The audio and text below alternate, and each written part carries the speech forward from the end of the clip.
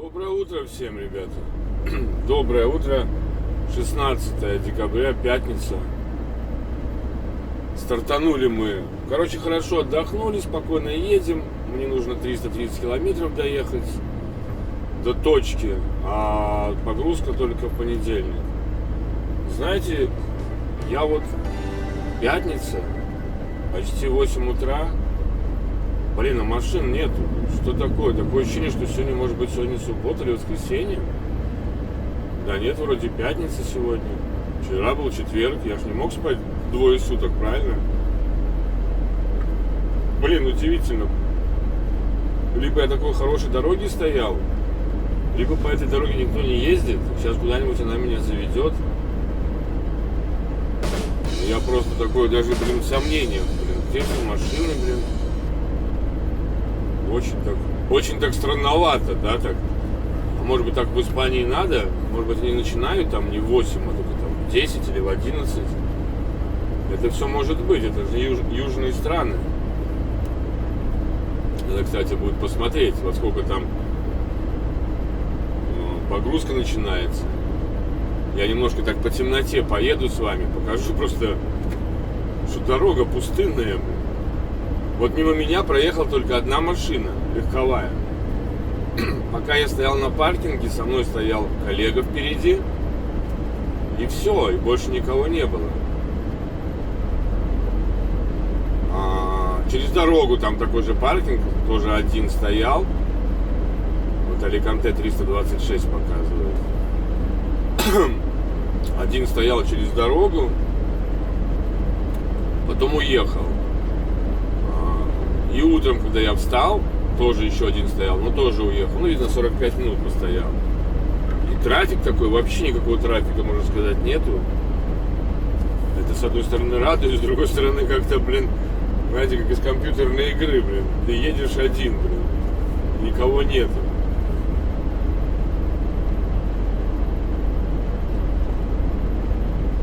Вот, кстати, посмотрите, а может быть, там запреты сегодня по Испании? Да не, вроде я смотрел, не было никаких запретов нигде.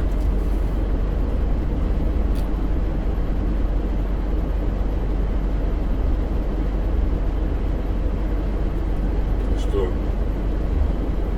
Странно как-то. Непривычно странно.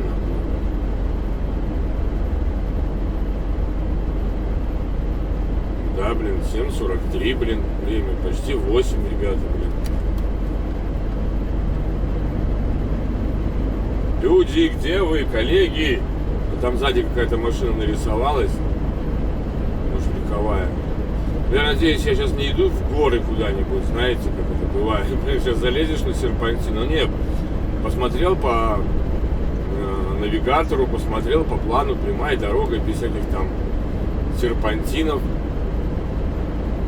И заправки. 8 километров, 32 паркинговая зона, 52 заправка. Сейчас буду объезжать город.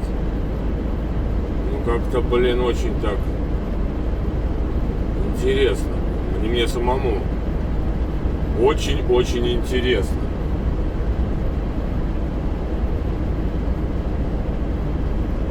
Я расскажу, подозрительно тихо, ребята, на дороге.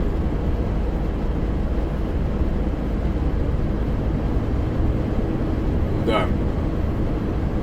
Ну что, я, как вчера сказал вечером, в принципе, иду на этот Аликанте.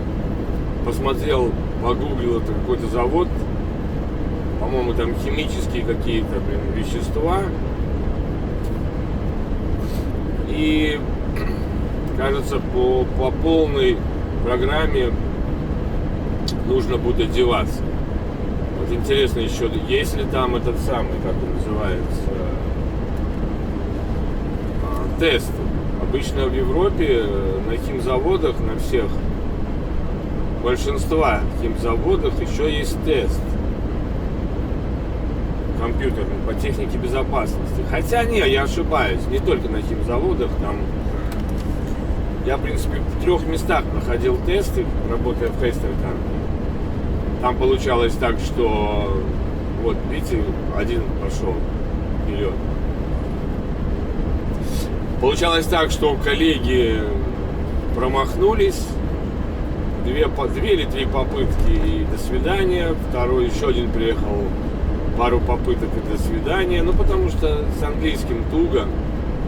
Мне звонят, говорят, у тебя как с английским? Я говорю, блин, да вы достали вы уже, нормально у меня с английским, почитайте, там же, блин, делайте каждый месяц свои опросы, блин. Зачем тогда я посылаю ответы на ваши вопросы, так и все водители. Ну, мне там лень искать, но, блин, а мне звонить, да, когда я еду за рулем, я вообще телефон не поднимаю. А говорить погромко это очень так тяжеловато. Разговор по телефону меня очень сильно отвлекает от дороги. Нет, все в порядке, но концентрация теряется. Одно дело, говорю, когда ты говоришь сам собой, наговариваешь на камеру, вот как сейчас. А другое дело, когда по телефону общаешься, тебе приходится слушать собеседника, и идет отвлечение от дороги. Потом это я уже наушники купил, да, и все равно отвлекаешься. Сколько я так, перекрестков проезжал, поворотов, из-за того, что мне в этот момент звонят. Либо я сам как дурак звоню. Я уже сказал, что если звоню, только если прямая дорога. Ну как закон подлости, да, ребята сами знаете, звонят всегда не в нужное время. Ну ладно. И вот там меня посылали тогда на эту загрузку и проходили этот тест. В принципе, там сам тест, он не трудный, блин. Ну, важно прослушать видео, которое идет перед этим тестом, и там все ответы, они оговаривают.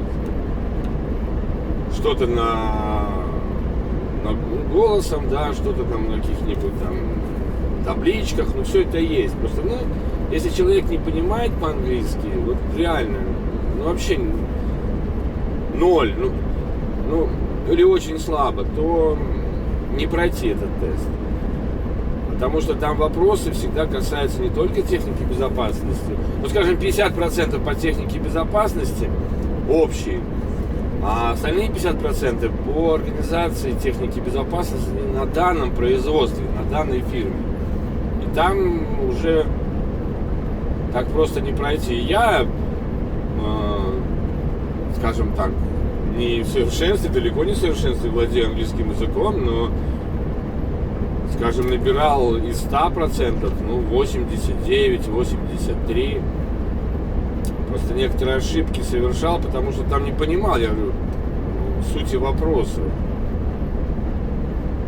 Там были такие вопросы, на которые реально я не понимал, что от меня хотят. Вроде ответ правильный, но, значит, где-то так недопонял, когда видео смотрел. Но почитал в отзывах об этой фирме, куда я сейчас еду, там ничего про тесты не говорится. Вот. Ну что, еще и туман, блин. Но если туман, то я либо в горы еду, либо, блин, наоборот, вниз. Но по скорости, да, мне скорость нормально выдерживать не надо. Ну, не тянет, как в гору, ну и не несется, как с горы. Вот тут какая-то таблица. Нет, не паркинговая зона. Ну, хотя вот написано через 1,5 километра заправка. Ну, я очень надеюсь, что я еду в нужном направлении. Ну, если нет, тогда где-нибудь развернемся и поедем обратно. По другому пути время-то у меня есть. Я сегодня могу ехать, блин, целый день. Мне 45-ку потом стоять до понедельника. А, кстати, забыл посмотреть. Не, в 8 утра не открывается понедельник, я посмотрел. И, кстати, пока не ушел от темы, хочу сказать, если вы знаете английский язык, ну, владеете английским языком на телефонном уровне, ну, конечно, в принципе, можете сказать, что это не ваши проблемы, но я, в принципе, делаю, вот коллега едет, таким способом. не доезжая какое-то количество до фирмы, да, понимая, что я либо приеду впритык, либо у меня время приезда такое, знаете, типа 4 часа, после 4 я смотрю информацию об этой фирме, до скольки они работают. А время работы фирмы, это еще не значит, что это время выгрузки-погрузки, особенно если большие фирмы. Потому что, повторюсь, что бывает так, что, ну, небольшие, средние фирмы, бывает так, что выгружают, например, не до 5 часов, но нужно до 2 часов приехать, потому что потом идет работа на складе без всяких там документов. Ну, как типа подтверждения таких вещей, да, организационных. А бывают фирмы, которые работают как бы до 5 написано, но выгружают только до 2. Потому что после 2 они работают на складе, да, там переставляют груз, готовят к следующим погрузкам, туда-сюда.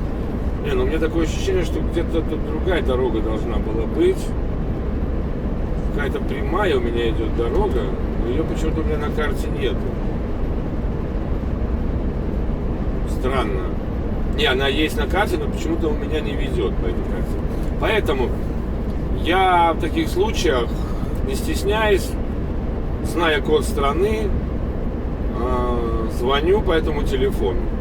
И первый вопрос, конечно, по поводу, потому что обычно они говорят на местном языке, неважно, это Испания, Италия, Дания, Швеция, Голландия, Германия. Просто спрашиваю, говорите ли вы на английском языке. Часто бывает, что говорят, реже бывает, что не говорят. Но это в тех странах, в южных странах, типа, и в Франции в том числе, там не говорят по-английски. И если вы, конечно, не знаете, скажем, французский, испанский, немецкий, итальянский, то, может быть, этот момент не проходит. Но если ребята знают английский язык, то они либо кого-то позовут, кто по-английски разговаривает, либо переключат на англичанина. Либо даже бывало так, что говорит, позвоните по такому-то телефону, либо позвоните чуть позже. Я звоню и просто говорю такие слова. Вот реально, по-русски это звучит так. Ну, добрый день, соответственно, или там добрый вечер. У меня, это водитель машины, у меня груз из, скажем, Риги на вашу фирму. Я везу там, ну что я везу там? То, что вы везете. И референс номер такой-то, если он есть. И говорю, я буду у вас там в 4, полпятого, вы будете меня выгружать? Они говорят, да, будем, либо нет, не будем, нам нужно, чтобы вы были до 2, тогда завтра приезжайте. Но когда вот так говорят, это завтра приезжайте, в принципе, если есть возможность, я еду все равно на фирму, чтобы там уже на месте определиться. А когда они говорят, что приезжайте там, да, мы будем выгружать, то тем более нет проблем. И когда я приезжаю на фирму, я еще раз иду, уже тогда спрашиваю, а может быть будете выгружать? Ну, нет, там типа, у меня бывали такие случаи, что нет, не будем выгружать, потому что все, нужно там до 2 часов. А бывало, приезжаешь, фирма написано работает до 5, а в 3 часа уже все, они закрыты. И спрашиваешь, а как же до 5? Говорит, нет, у нас закрыто до 5, там мы там типа выгружаем, кто стоял в очереди там до 2 часов. Такие тоже случаи бывают. Но я еще раз говорю, что я повторялся один раз, не стесняйтесь пытаться говорить по телефону. Развивайте свои навыки владения языком. Неважно какой-то, русский, латышский, английский там. Просто это очень сильно помогает, и вы примерно знаете и готовитесь, что будет на этой фирме. Будут выгружать, не будут выгружать, работают они, не работают. Потому что, да, понятно, вы скажете, что это дело диспетчера. Но поверьте, диспетчер этим не будет заниматься, да и не занимается диспетчер. Диспетчер будет заниматься в том случае, если вот вы приехали, а вас не выгружают, какая-то проблема. И то на фирму диспетчер не будет звонить, ему это не надо. Он сообщает отправителю, тому, кто взял машину, фракт или что там. И вот они уже звонят на фирму и договариваются. Это проходит очень большое количество времени. Поэтому если такая ситуация складывается, и вы владеете ее заранее, вот тогда вы можете позвонить диспетчеру и сказать, там, Витя, Саша, Маша, такая ситуация, я звонил, мне сказали, что меня не возьмут. И тогда он связывается с отправителем, и они решают проблему, пока вы еще едете. Вот такая правильная организация труда. И если кто-то скажет, а нафига мне это надо, нафига нам это надо, ребята, флаг вам в руки. Я говорю, как я делаю. Я не говорю, как нужно делать, как правильно делать. И поверьте мне, очень много раз этот метод меня выручал от, как это сказать, от нарушений организации труда и отдыха. То есть у меня все получалось потаха. А если бы я ехал бы в эту тупую фирму, где упирался бы в ворота, да, то в итоге мне негде было бы встать потом на ту же самую простую элементарную паузу, понимаете? Бывает, ты едешь, тебе нужно встать, там, остается у тебя 10 минут, и тебе нужно встать на паузу возле фирмы. Да, хорошо, если это большая фирма. Да, хорошо, ты заехал туда, в ворота, и стоишь там, эти 45-ку стоишь. А приезжаешь ты в городе, где нету, паркингов. Ладно, ты встал на Варикина там на 10-15 минут. Но, не на 45, где там идет трафик. Бывают и такие вещи. А бывает, ты приедешь, а там ребята стоят, коллеги стоят, и нету места, куда встать там просто на паузу. Может быть, я сейчас какую-то глупость сморозил, но бывают всякие разные вот эти варианты, их надо, конечно, предугадать. И вот понимание, что будет происходить по приезду вашему на точку выгрузки, погрузки, оно уже вам не то, что забивает голову, оно дает вам какой-то план действий, чтобы вы думали, что будете делать. Вы приедете туда, там вас не будут выгружать, там обед, например. Вы приедете туда, вас будут выгружать. Вы приедете туда, вас не будут выгружать вообще сегодня. И вы продумаете заранее всякие варианты, точки отхода. А может, стоит тогда не ехать сразу на фирму, а отъехать в сторону, стать на паузу, если есть возможность. Как-то вот так я действую. Ну и главное, что когда какая-то проблема там получается с выгрузкой, не выгрузкой, сообщаете диспетчеру, что такая вот ситуация. Когда вы получаете информацию от диспетчера, вы же все, кто работал, знаете, что очень часто бывает, вы не владеете ситуацией, и диспетчер не владеет ситуацией, и говорит вам, езжай, там тебя ждут. Вы приезжаете, а там закрытые ворота. А ты говоришь, что меня ждут? Я туда звонил, там сказали, что не будут меня выгружать. Он говорит, езжай туда. Ну ладно, пиши мне эту самую смс-ку, или что там, если у вас планшет, что несмотря на то, что у меня будут нарушения, указания, чтобы диспетчер прислал, невзирая на то, что там, возможно нарушение, необходимо ехать в сторону погрузки-выгрузки. И все, и потом вы делаете распечатку, если что-то пошло не так, и пишите то, что он вам написал. По указанию с фирмы надо было там, срочный груз, срочно это, и немножко прикрывать свою задницу. Потому что таких, естественно, чтобы он написал, если будет нарушение, что фирма оплачивает.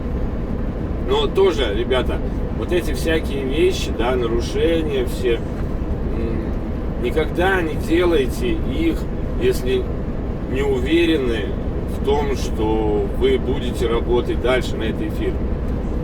Понимаете? Они могут вам обещать кучу всего, да, оплатят. А потом вы едете домой буквально там на неделю, на две, а вам говорят, мы с вами больше не сотрудничаем. И вы не можете уехать на другую фирму, потому что у вас висит нарушение. Вы можете уже на свой страх и риск. Но я сомневаюсь, что если вас проверят и будет что-то там написано по нарушению, фирма, в которой вы работали до этого, оплатит вам штраф. Очень сильно сомневаюсь, что так произойдет. И более того, скажу, как произошло со мной, вот с этим нарушением 10:59 общего времени езды, когда мне сказали, что фирма оплатит, а потом вдруг со мной типа попрощались, я понимал, что это одна из причин, нафига им нужно возить, чтобы их водитель возил вот это нарушение. И когда я задал вопрос, подождите, вы говорите, чтобы я ехал домой, либо на другую фирму, а как же это нарушение? Он говорит, мы оплатим. Я говорю, а каким вы образом оплатите, если я буду работать? Я так и сказал директору, если я буду работать на другой фирме, как вы оплатите мне? Вот как вы мне оплатите? И я уверен, вот сейчас я уверен на 100%, ребята, что никто бы мне ничего не оплатил. Потому что они мне 15 евро не перевели, которые я лично из своего кармана вытащил, потому что хотел сделать лучше для фирмы и попросил ребят перегрузить, мне вытащить груз, там 9 койлсов, загрузить груз, который шел на Олдензала, и тот, который шел на Брюссель, вернуть. Мне их не вернули, хотя обещали. Бог с ним, просто вот это отношение, да, я офигеваю. Я уже не говорю про эти выплаты за 2 часа, за 4 часа, в которых, как оказалось, я еще самый виноват, что я не работал 2 часа один раз и 4 часа другой раз. Нормально так, да? Хотя до этого писали, эти 2 часа мы приравняем, когда будут еще какие-то либо переработки, и выплатим в полной мере. Да, конечно. Более того, они еще задержали мне 100 евро, сказав, что когда заканчивается последняя выплата, мы 100 евро придерживаем, то мало ли придет какое-то либо нарушение на тебя. Я говорю, а сколько вы будете придерживаться, задерживать мои эти 100 евро? Они говорят, пишут мне 4 недели. Я говорю, ну так подождите, 4 недели проходит, так я уехал с фирмы, на следующей неделе. Они написали, я говорю, а на какой неделе? Когда заканчивается 4 недели? Они мне пишут, 52-я неделя. Зашибись. Я им говорю, ребята, я уехал месяц назад почти. 4 недели заканчивается следующий понедельник. Причем тут мои выплаты с вот этой последней выплаты. Я еще посмотрю, выплатят ли они мне вот эти 100 евро, которые они задержали, или нет. Вот я очень, опять же, сомневаюсь, что они мне выплатят. Но я им напишу письмо и скажу, а в чем проблема, где мои 100 евро? Вот реально, потому что здесь я так просто тоже не оставлю. Там не выплатили, здесь не выплатили. Но сам факт, что я думаю, что вот этот вот момент на моем листочке, на моей распечатке, да, что необходимо было, ехать, груз срочный, да, как указанию с фирмы, нигде бы он не сработал. Платил бы я бы из своего кармана, работая на другой компании, конечно. Такие вот пироги. Начал с одного, закончил другим. Что-то я там еще хотел сказать. И вот я понимаю потом задним числом, что это вот спешка, которая нужна при ловле блох, была. Они знали уже, что я поеду домой, либо там, в другую фирму, поэтому хотели, чтобы я приехал именно, это было во вторник, именно во вторник, потому что им так надо было, чтобы я приехал во вторник. По сути, я совершил ошибку, что я, став на паузу суточную, на 9 или на 10, я уже не помню, я написал им, во сколько завтра открывается эта компания, во сколько выгрузка. Они написали сегодня, зашибись. Надо было сразу послать их нахрен, и сказать, сегодня не получится, я никуда не поеду. А так вот я поехал, нарушил, и потом срочно погнал, И главное, что никто меня там не ждал в Брюсселе. Не нужна никому была эта, выгрузка. Я спросил, а когда груз идет на самолет? Мне сказали срочно. Он говорит, какой срочно? Сегодня точно идет. Может быть, завтра вечером его отвезут. Может быть. Я говорю, он не срочно? Он говорит, ну нет, конечно. То есть, поверьте, если нету фиксинг тайма, то никакой груз не может быть срочным, Не надо там выдумывать, Так же самое, как и тем более у меня не было потом погрузки, да, знаете, я вез груз, который у меня был уже загружен, да, там, и возвратку груза вез, которую не взяли, потому что из-за этой путаницы.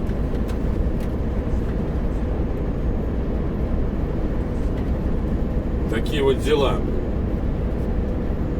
Я там тыркался, мне там еще полиция помогала адрес этот искать, потому что там ремонт.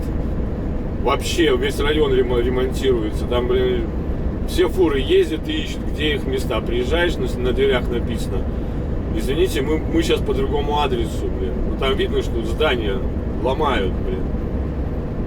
Крошат. Едешь туда, там опять написано: извините, мы еще на другом адресе. Весело.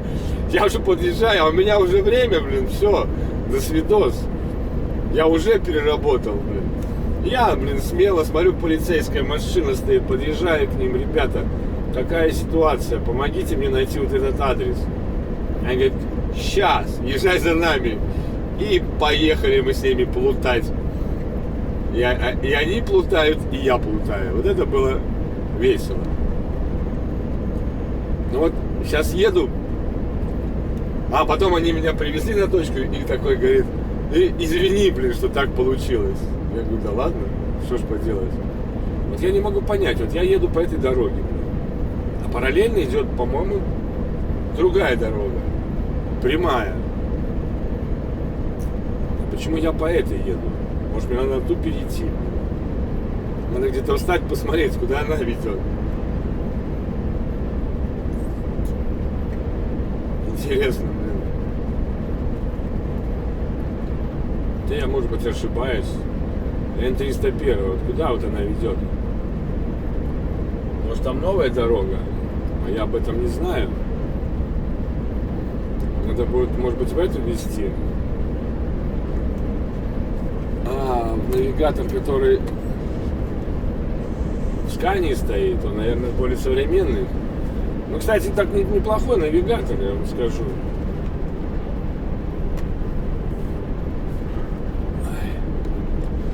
Ладно, ребята, поехали мы дальше. Да, поехали дальше, потом расскажу. Кстати, введу в навигатор адрес, может быть, что-нибудь другой предложит. Ну, как-то очень странно, блин, очень странно. Там вот там основная дорога идет. Может, я точно по параллельной иду дороге? Фиг его знает. Ну, блин, если тут оплата есть, блин, значит, она, блин, более современная, но она реально пустая.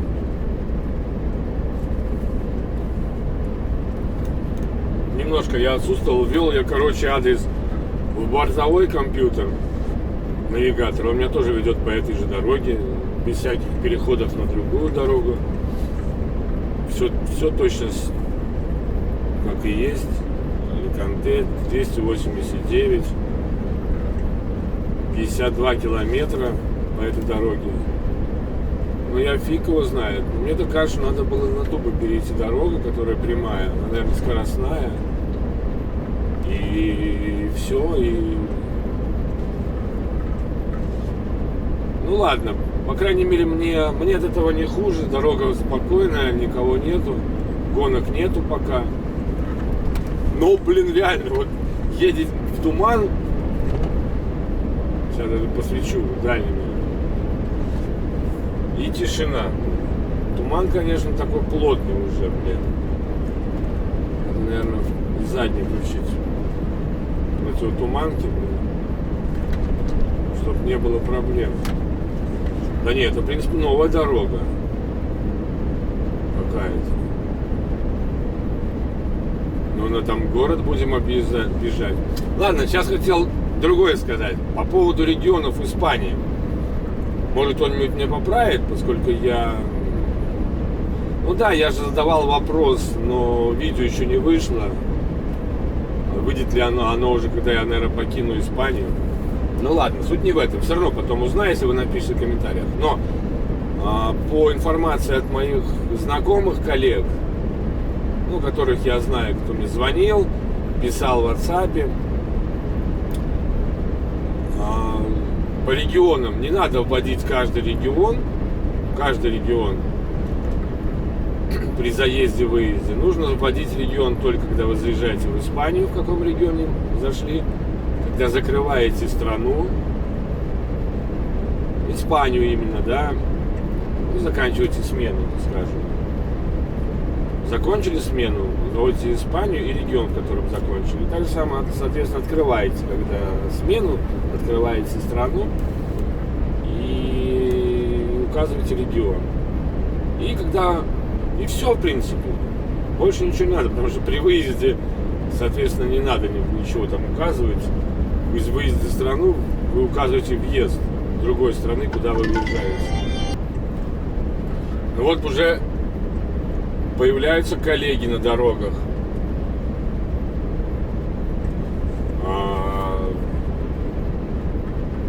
Сзади вижу, догоняет меня коллега. Значит, люди живые. И появляются машины также встречные. Значит, все в порядке. Также вот получилось буквально сейчас, позвонил мне руководитель мой. Приятно, конечно, что смотрит мои видео и кое-какие замечания там по моему управлению, потому что я еще не привык особо к этому А и Б, да, круиз-контроль, то есть управлением как самим круизом и самим этим горным торможением, потому что тут круизник 85, горное торможение, например, 90 у меня стоит. Но там были, что частенько ретардером пользуюсь, горным тормозом. Ну, в принципе, потому что я привык работать на других машинах, где этого нету, где только круиз и горный тормоз. И круизником, я помню, мне даже сказали, не надо тормозить круизником, есть горный тормоз. А здесь вот все-таки надо тормозить именно не горным тормозом, да, ретардером, а именно управлением торможения с горы. Вот, например, стоит 85-90, если начинает машина разгоняться с горы, нужно уменьшать именно этот горный круизник, как я не знаю, круизник по спуску. Но, честно скажу, я буквально позавчера уже разобрался с этой системой, да, начал ею работать, а так приходилось именно ретардером, потому что даже я помню в одном комментарии к моему видео ребята писали,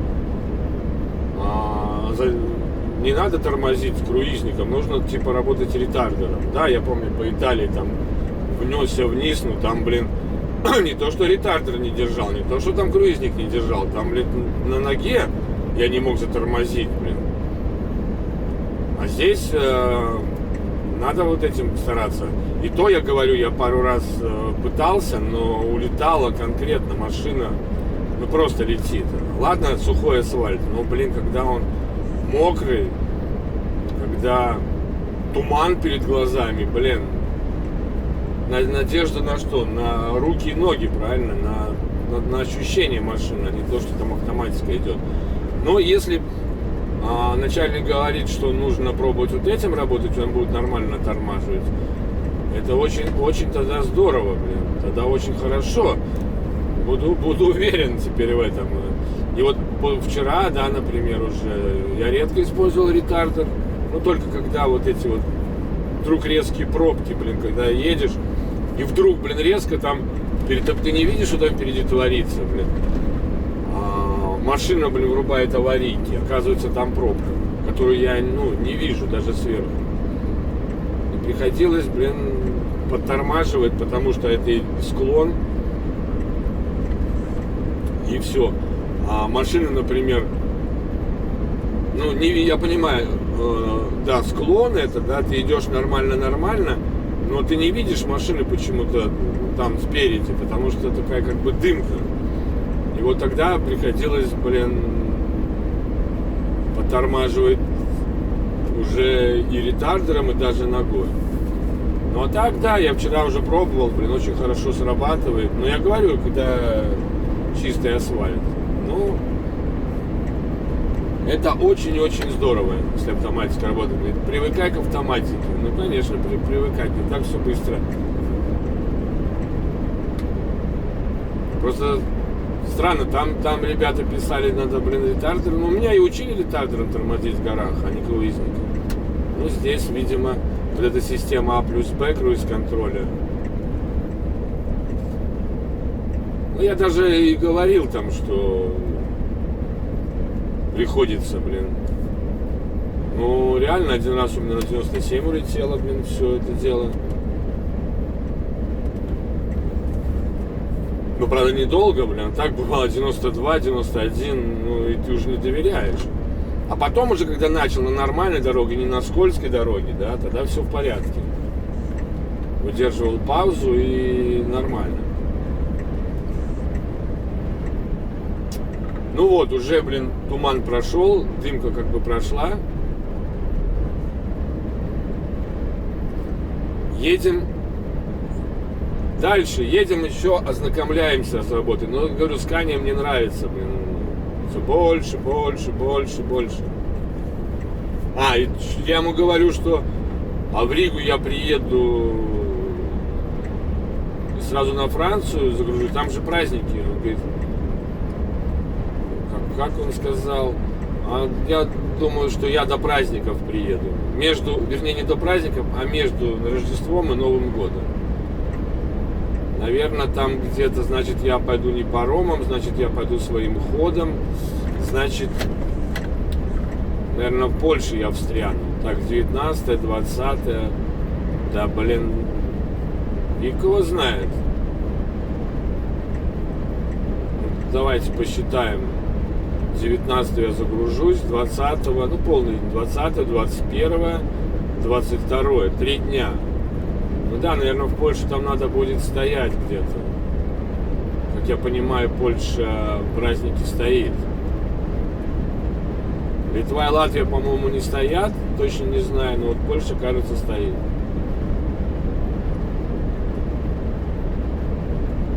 И тогда... ну вот и поэтому тоже с работы не особо, но это все было ожидаемо. Это в Хейстере там работа есть. А здесь, потому что у них долгосрочные контракты с этими экспедициями, и там пытаются отправить в рейс, потому что я даже помню, что я даже, по-моему, 30-го ехал в Олдензал, у меня рядом с фирмой была выгрузка. Я приехал в 6 часов вечера, кажется, они были уже... Юск это был, да, Юск. И поехал я сразу на базу, не выгрузился, и что еще? И 2-го утром я уже был на месте. Ну да, тогда было 30-го, больше там было как-то дней, или 29-го я приехал. Как-то я там отдыхал. 3 или 4 дня я отдыхал. 31-го. Нет, точно не 2 дня. Я уже не помню. Ну и я поехал 2 числа, я уже... Или 3-го я поехал, потому что там понедельник был, кажется, так было. На работу. То есть работал в пределе. Рождество я где-то стоял. Уже так точно не помню, это надо смотреть видосы. Ну, хорошо. Главное, директор смотрит, как я еду, как я работаю, как и вы. Это радует. Ну, и мне скрывать нечего. Если что-то не так делаю, я прошу писать в комментариях, звонить, чтобы было все в порядке. Чтобы я понимал, где у меня ошибки. Машина Scania, конечно, зверь. Я, доволен, что я на ней сижу, что все в порядке и все супер-пупер.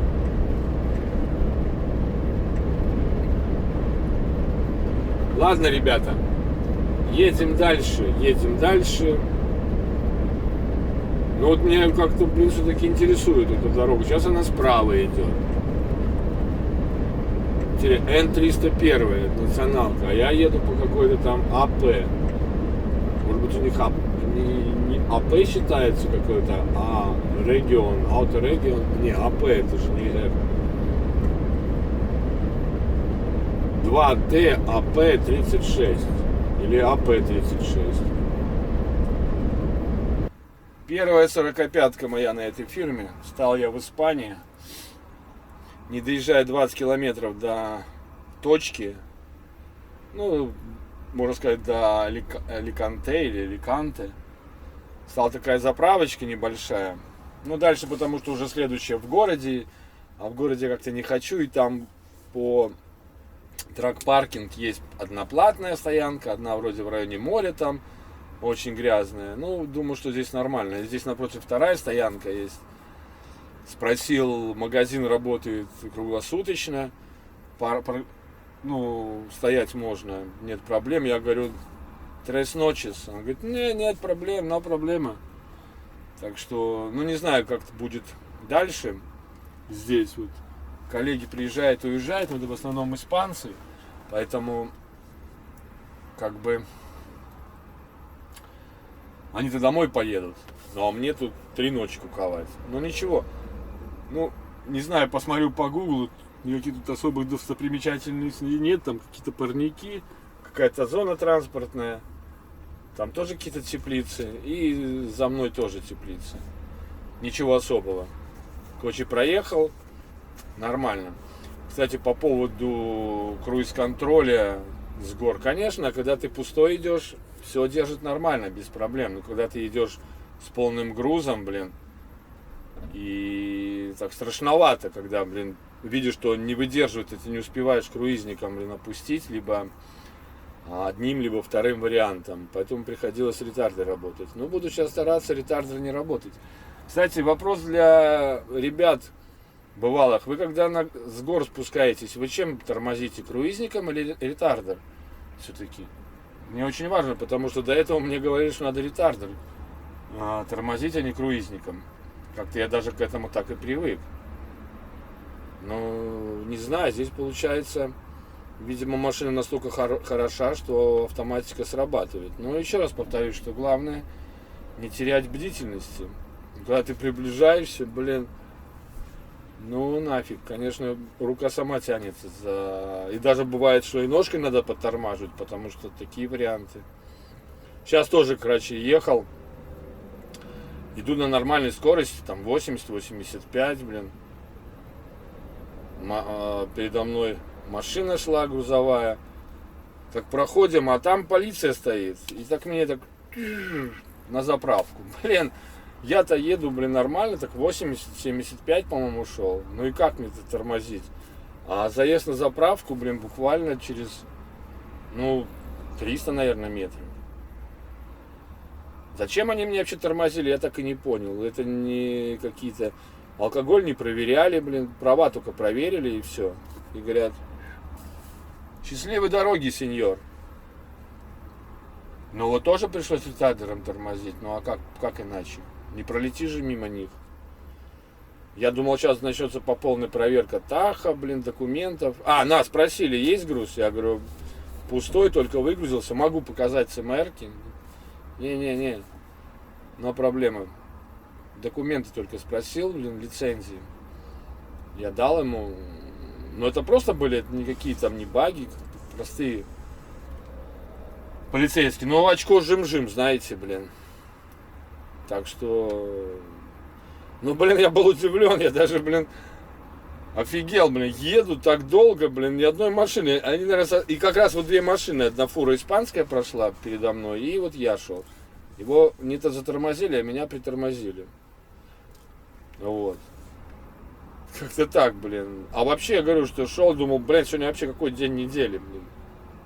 Пятница, суббота, воскресенье, никого нету. Пару легковых в одну сторону, в другую, и все. Сейчас это уже такой, типа, трафик идет. Более-менее. Ну, что вам сказать по Испании, по первым впечатлениям в Испании. Ну, я бывал в Испании и бывал во многих странах испаноговорящих. Мне вообще испанский язык нравится. Один из моих любимых языков, кроме, конечно, русского. Наверное, испанский мой самый любимый. Даже я его любил больше, чем английский. Английский просто я как-то более владею, так, а испанский, я скажу так, что когда-то я, блин, сносно говорил на испанском языке. И меня понимали, я понимал. Я не говорю, когда там выпьешь пиво в баре, а вот по трезвому, и в магазинах, и на работе, когда на бананах работали, мы же ходили за бананами там в Латинскую Америку. Там только несколько стран говорят на португальском, а так в основном на испанском языке. И сейчас немножко вспоминаю, даже пошел на заправку, спрашивал, старался не на английском спрашивать, а на испанском. Ну, конечно, немножко улыбалась, но им приятно, когда ты говоришь на испанском, стараешься, какие-то фразы вспоминаешь, числа, цифры, интересно. Самому интересно, как они сами где-то из головы вылазят. Вообще, да, есть такое ностальгия немножко. И что по Испании, Я не знаю, как я пройдет эти 3 ночи, конечно, но моя любовь к Испании возвращается. Я всегда любил Испанию, любил эти места. Надеюсь, все будет хорошо. Но единственное, может быть, придется здесь находиться, некуда сходить. Конечно, если было бы лето, я, может быть, и поехал бы туда, ближе к морю, потому что и искупался бы. Но сейчас погода такая, 12 градусов за бортом. Ну, хотя нашему человеку что такое 12 градусов? Это нормально. У меня брат, он купается в проруби почти каждый. Короче, купается, пока лед не встанет. Такие вот дела, ребята. Напомню, что гружусь, иду на Ригу. Не знаю, там посмотрел, когда я там приду. Если до воскресенья не доберусь до Польши, то в воскресенье буду стоять. Ну как до Польши не доберусь? Если к концу субботы не доберусь, до десятки, не доберусь до Польши, 10 часов вечера, соответственно, в Германии, то я должен и в Германии встать, и в Польше. Ну, посмотрим, как получится. Там, говорят, погода не особо хорошая, снега, засыпало все. Вот. Как-то вот так. Сейчас вот еще коллега, наверное, сейчас будет парковаться рядом. Да, сейчас поедет задом. А куда поедет? Ко мне поедет или как-то он очень так... за столбик, наверное, поедет. Там где пассажирские машины, что ли? Что-то он как-то круто берет. Или он дважды будет парковаться. Кстати, покажу, где я стою. Вот такая заправочка. Такой пейзажик. Вот коллега. Он просто туда задом сдаст. И будет там стоять. Там тоже так можно стоять. Ага. Да, хорошая там позиция так встать. Ну да, достаточно хорошо. Это, по-моему, парень... не пойму, какой у него номер. Украинский, что ли? Или литовский? Билан. Не знаю даже. На Айвека. Так что вот так. А вот, кстати, мое рабочее место. Планшетик. 1, 2 навигатор стоит. Так что я как бы на такой машине, как космическом корабле, и сам чувствую себя уверенно. Ну, как обычно. Сейчас надо будет немножко передохнуть и начать наводить порядок.